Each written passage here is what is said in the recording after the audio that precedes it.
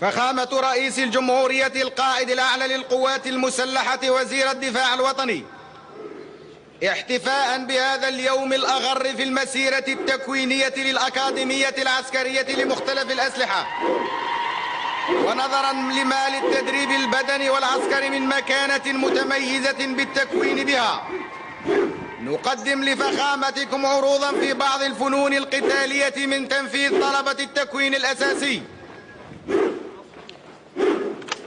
فعلى يسار المنصة 3 فصائل تتقدمن بالخطوة السريعة لتقديم عروض في رياضة الكاراتيه والقتال المتلاحم والجيدو.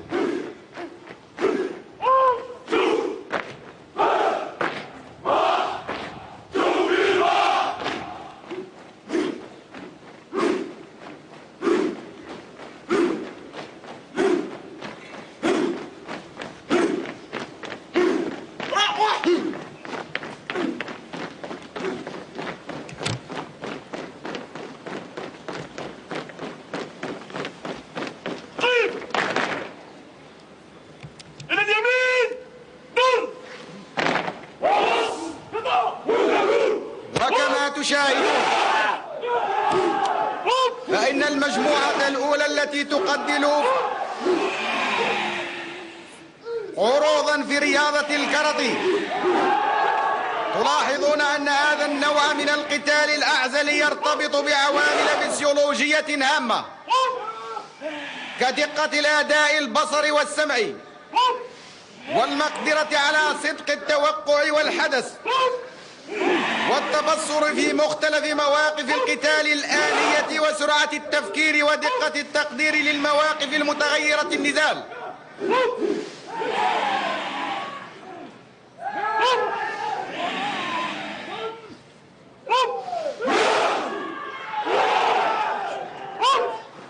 أما المجموعة الموجودة في وسط التشكيلات فهي تقدم عروضا في القتال المتلاحم، وستتابعون بأن هذا النوع من القتال يرتكز على المستوى المهاري للفرد والقدرة على اختيار نوع الاستجابة المناسبة والسرعة الحركية، وخاصة بالنسبة للضربات. ولذلك فهو فن قتالي يحتاج إلى مستوى عال من الانسجام والتنسيق.